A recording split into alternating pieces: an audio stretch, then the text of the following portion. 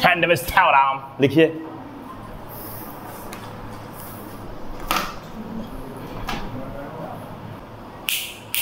बच्चों इधर देखो मेरी तरफ सब लोग। Yes sir. बेटा आज हम लोग टाइप 9 पढ़ेंगे। क्या टाइप पढ़ेंगे? ठीक है ना? बच्चों देखो सैंडविच थ्योरम। क्या बेटा? Sandwich theorem. जब तक आप लोगों ने सैंडविच वर्ड सुना होगा तब तक तो मुंह में पानी आ गया होगा, लेकिन जैसे थ्योरम सुने होंगे तब बुखार भी आ गया होगा। क्या बेटा? वो सैंडविच जो खाने वाला नहीं है, ये थ्योरम है। देखो क्या होता है बेटा, ठीक है? चलो देखो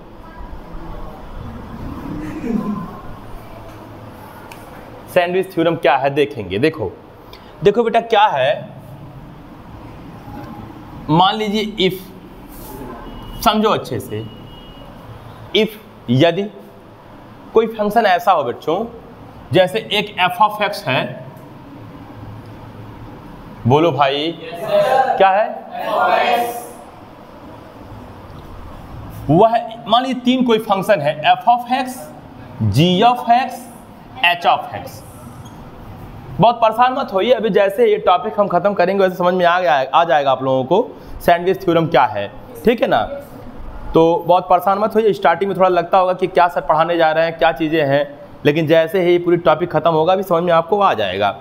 बच्चों मान लीजिए 3 फंक्शन हो, F of X, G of X, H of X. बच्चों देखो जब जब मैं लिमिट पढ़ा रहा हूँ मैं बार बार देखे होंगे फंक्शन शब्द का यूज कर रहा हूँ शुरू से। सबसे इंपॉर्टेंट फंक्शन है। आपको लिमिट अच्छे से तभी आ सकता है जब आपको फंक्शन आएगा। उठाओ तुम पहले, कुछ ना कुछ आप तो करते रहेंगे ना, क्योंकि आप विवेक हैं। कैसे पता चलेगा कि विवेक हैं आप? ठीक है, टेंशन मत लीजिए, ठीक है ना? फंक्शन का भी मतलब लेक्चर आगे आ जाएगा। ठीक है, कितने फंक्शन है बताओ? 3 function, F of X, G of X, H of X. ये कोई भी फंक्शन हो सकते हैं। हो सकता है ट्रिग्नोमेट्रिकल फंक्शन हो सकता है इनवर्स ट्रिग्नोमेट्रिकल फंक्शन हो सकता है ये लॉगरिथम फंक्शन हो, जैसे हो सकता है ये आपका एक्सपोनेंशियल फंक्शन है, ये मान लीजिए आपका लॉगरिथम फंक्शन है। अरे बोलो भाई। ये मान लीजिए आपका कोई ट्रिग्नोमेट्रिकल फंक्शन है, कुछ भी हो सकता है, बस ये कोई फंक्शन है तीनों। और देखो ये फंक्शन, अगर ये 3 फंक्शन है तो क्या होना चाहिए? उधर देखिए आप, इधर if F of x less than हो या इक्वल हो, मान लो एच ऑफ एक्स से, और ग्रेटर हो या इक्वल हो जी ऑफ एक्स से,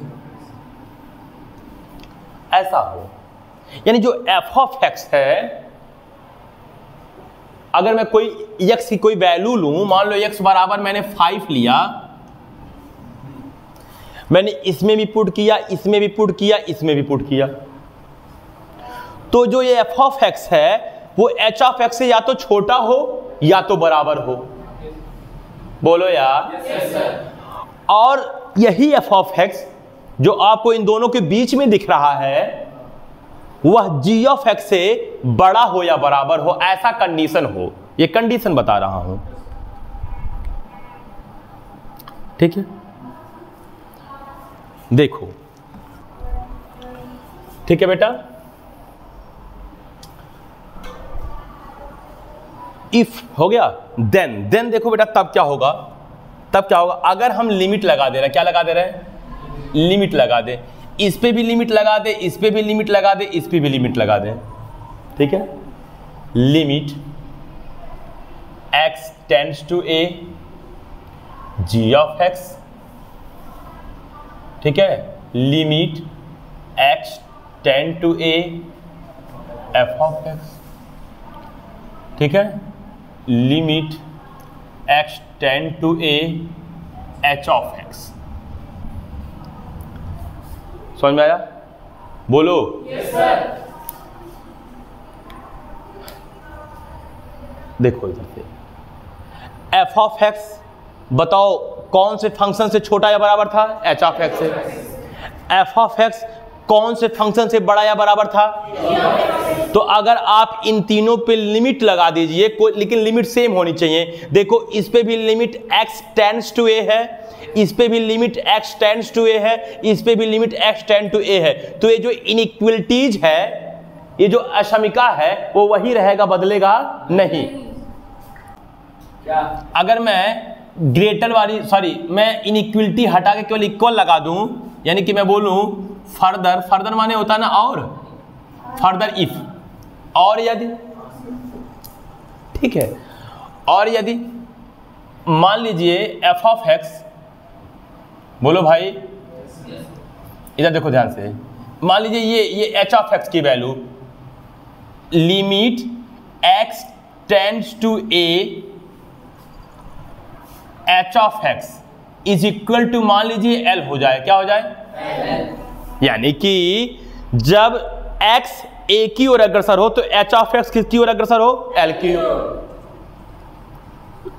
अच्छा, इसी प्रकार से limit x tends to a g of x भी l की ओर अग्रसर हो। मतलब पहला वाला भी फंक्शन, ये पहला मानो, इसको दूसरा मानो, इसको तीसरा मान लो, यानी कि h ऑफ x भी l की ओर अग्रसर है। कब? जब x a की ओर अग्रसर है। g ऑफ x भी l की ओर अग्रसर है। कब? जब x a की ओर अग्रसर है। बोलो देन, तब। अगर ये दोनों l की ओर अग्रसर है तब गारंटी है कि जो f ऑफ x है वो भी limit x tends to a पर l की ओर ही अग्रसर होगा, l की ओर ही टेंड्स होगा। समझ में आया कि नहीं है बच्चों? यही आपका है सैंडविच थ्योरम। ये बहुत बड़ी बात नहीं है, अभी सारी बातें आप लोगों को समझ में आ जाएगा क्वेश्चन के थ्रू। जब मैं क्वेश्चन बताऊंगा तो समझ में आ जाएगा। आओ एक बार और हम चीज़ों को बोलते हैं और आप समझने का प्रयास करिए। मैं जानता हूं कि अभी आपको पूरी तरह से समझ में बातें नहीं आई है। जब मैं क्वेश्चन से लगा दूंगा तो एक कॉन्सेप्ट और क्लियर हो जाएगा आपको, ठीक है ना? Yes sir. देखो इधर देखो, इफ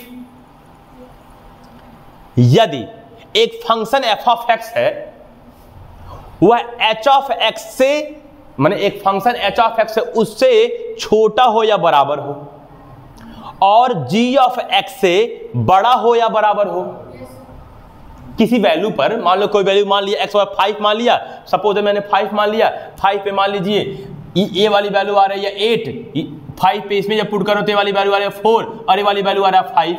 तो बताओ f ऑफ x का वैल्यू क्या है? बताओ 5। 8 से छोटा है और 4 से क्या है? या इसका भी वैल्यू आ जाए 8, इसका भी वैल्यू आ जाए 8, तो ये भी वैल्यू क्या होगा? 8।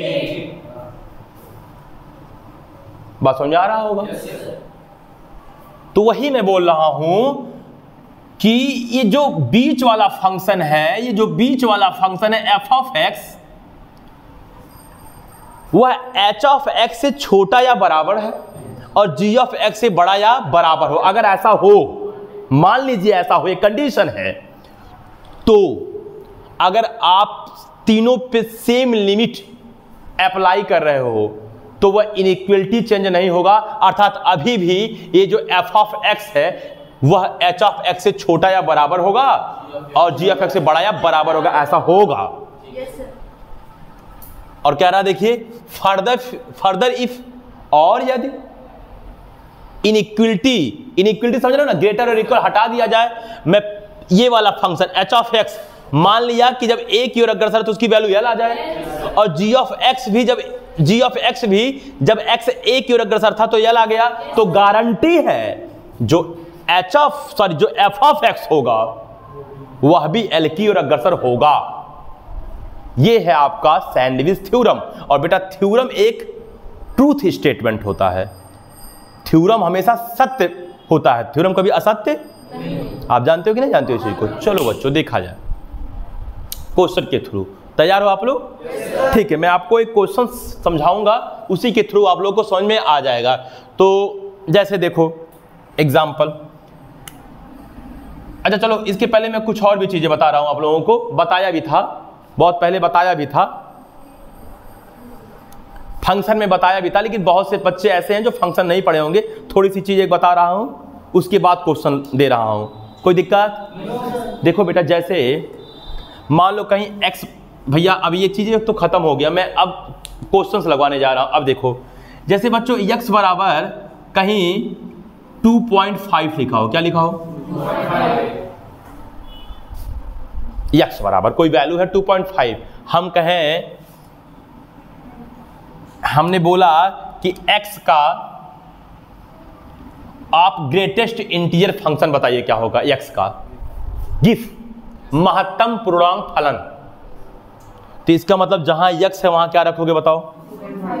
2.5। ग्रेटेस्ट इंटीजर फंक्शन का मतलब ये होता है बेटा कि केवल इंटीजर पार्ट बाहर निकलता है। क्या निकलता है? मैं आप लोगों को एक दिन थोड़ा बहुत समझाया होगा कि जैसे मान लीजिए मैं एक नंबर लाइन बना दिया, छोटे से एग्जांपल समझा रहा हूं, मैं बहुत डीप नॉलेज इसका नहीं दे रहा हूं क्योंकि ये फंक्शन की चीजें हैं, फंक्शन में बहुत विस्तार पूर्वक पढ़ेंगे इसको। Any problem?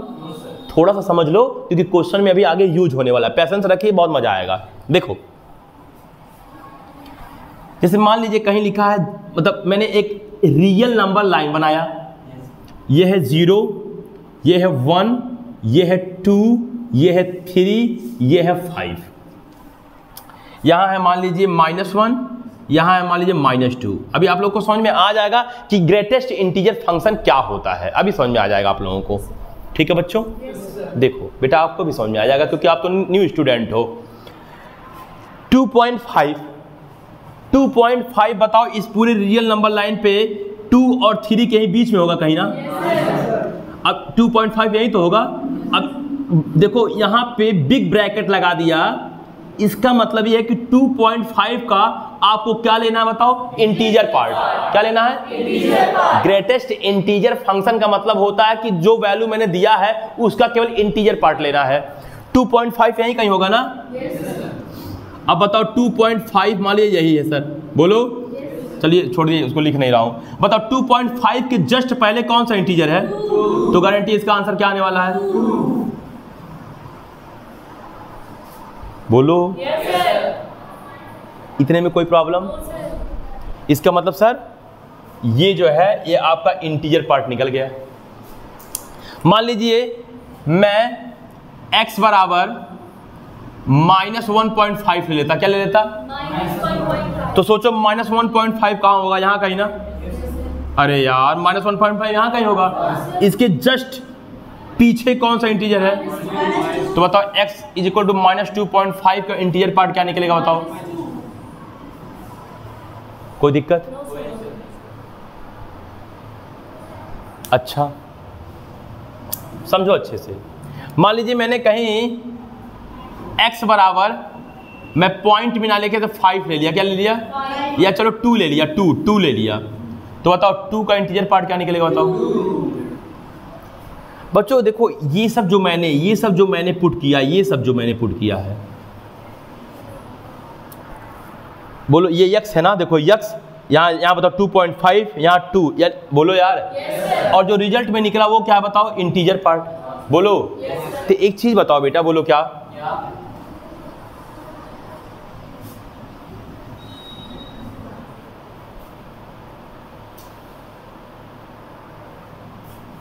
कहीं लिखा बताओ गिफ x, जो गिफ x होगा वो हमेशा छोटा होगा या बराबर होगा x से, और बड़ा होगा या बराबर होगा x - 1 से। सॉरी है कि नहीं है बताओ? गिफ x हमेशा x से छोटा या बराबर होगा, और ये x - 1 से हमेशा क्या होगा? जैसे देखो x बराबर क्या था बताओ? 2.5। बताओ x बराबर 2.5 था, बोलो भाई। तो बताओ उसका पूरा गिफ क्या निकला बताओ? 2। और x - 1 माने क्या? देखो x बराबर 2.5 में से 1 घटाओ 1.5, तो बताओ ये जो 2 है वो 2.5 से छोटा है और 1.5 से क्या है? लेकिन यहां देख लो, यहां x बराबर क्या मैंने लिया है? 2। x बराबर मैंने ले लिया 2, बताओ जब इसका गिफ्ट निकाला तो क्या आया बताओ 2, बोलो यार। और x माइनस 1 यानी 2 में से 1 जाएगा 1, बताओ 1 से तो बड़ा है, और बताओ और 2 और देखो 2 और 2 यहाँ पे क्या बताओ इक्वल। तो यही बात मैं कहा, देखो यहाँ देखो यहाँ लेस देन है और यहाँ क्या है बताओ इक्वल, इसलिए मैंने लगा दिया लेस देन और इक्वल सीधे, और यहाँ दोनों में बताओ क्या है बताओ ग्रेटर देन, ग्रेटर लगा दिया। बात समझ में आया? एक क्वेश्चन के थ्रू अब देखिए इसका यूज पढ़ने वाला है, ठीक है। जैसे बच्चों क्वेश्चन नंबर पहला देखिए, सुनो बच्चों इधर देखो, बहुत अच्छे से भी आप लोग को समझ में आ जाएगा। सैंडविच थ्योरम क्या है? Limit x tends to infinite give x upon x की वैल्यू पूछ रहा है, हाँ ना बोलो यार। yes, इसका मतलब तो आप, अच्छा बेटा ये जान लो, ये है बताओ क्या गिफ। मैं 2-4 बार इसका जिक्र कर चुका हूं। गिफ का मतलब ग्रेटेस्ट इंटीजर फंक्शन, महत्तम पूर्णांक फलन क्या होता है, मैं मोटी मोटा उसके बारे में थोड़ा बहुत अभी को बता दिया हूं। फंक्शन जब पढ़ाऊंगा, ठीक है ना, वीडियो बनाऊंगा उसका, तो बहुत अच्छे से एक्सप्लेन करूंगा। बच्चों इसकी वैल्यू हमको बताना है, एनी प्रॉब्लम? अब सैंडविच थ्योरम देखो, सैंडविच थ्योरम यही है ना। अब इसकी पूरी वैल्यू बताना है, यानी क्वेश्चन कह रहा है कि जब limit x tends to infinite, अर्थात जब x इनफाइनाइट की ओर अग्रसर होगा, अप्रोच करेगा, अरे बोलो यार, यानी x इनफाइनाइट की ओर टेंड्स होगा, तो गिव x बाई x का मान क्या होगा, बोलो यार। बच्चों अब देखो मैं कैसे लगा रहा हूं सैंडविच थ्योरम से, ठीक है बाबू। अब एक बात बताओ, अभी कुछ देर पहले मैंने बताया कि जो गिव x होता है, कुछ देर पहले मैंने प्रॉपर्टी बताया, जो गिव x होता है वो छोटा होता है या बराबर होता है x से। मैं नहीं बताया इसको? जो गिव x होता है वह छोटा होता है या बराबर होता है किससे? x से। और बड़ा किससे होता है? पक्का? x माइनस 1 से बड़ा होता है। कोई दिक्कत तो किसी को नहीं है इसमें, बोलो। अब देखो बेटा ध्यान दो, अब यहां देखो f ऑफ x छोटा हो या बराबर हो h ऑफ x से, बोलो। और देखो बड़ा हो या बराबर हो g ऑफ x से, यही बात यहां भी है। देखो गिव x छोटा है या बराबर है किससे? x से, और गिव x बड़ा है x माइनस 1 से, सही है बेटा। एक बात बताओ, ये प्रॉपर्टी होता है, ये क्या होता है बताओ? बाई प्रॉपर्टी बोलेंगे बाई प्रॉपर्टीज, बाई प्रॉपर्टी, सही है, ऑफ गिव। अरे बोलो भाई, गिव की प्रॉपर्टी से ये होता है। अब बताओ हमको किसकी वैल्यू बताना है? गिव x बाई x की। तो एक काम करते हैं, यहां भी x से, यहां भी x से, यहां भी x से डिवाइड कर देते हैं। ए बोलो यार, चलो भैया डिवाइड करो तो ये क्या हो जाएगा? x minus 1 upon x। यहां क्या हो जाएगा बताओ? गिव x बाई, यहां क्या हो जाएगा? x बाई, पक्का? अब बताओ ये कैंसिल करोगे तो क्या हो जाएगा? 1, सही है बच्चों। अब कहां लिखूं? यहां लिख दूं क्या? कोई बच्चा बात नहीं करेगा, ठीक? अब बेटा एक चीज बताओ, बोलो क्या? अब हमको देखो मिल गया give x by x, give x by. अब बताओ यहां लिमिट क्या लगा है? x tend to infinite. तीनों पे अगर लिमिट लगा दूं तो क्या इनइक्वलिटी चेंज हो जाएगा? देखो यहां सेम लिमिट तीनों पे लगाया हूं, तो क्या जो यहां इनइक्वलिटीज था वो चेंज हो गया है? तो लिमिट क्या लगा दो बताओ? हमको इनफाइनाइट चाहिए ना, बस तीनों पे लिमिट लगा दे रहा हूं। लिमिट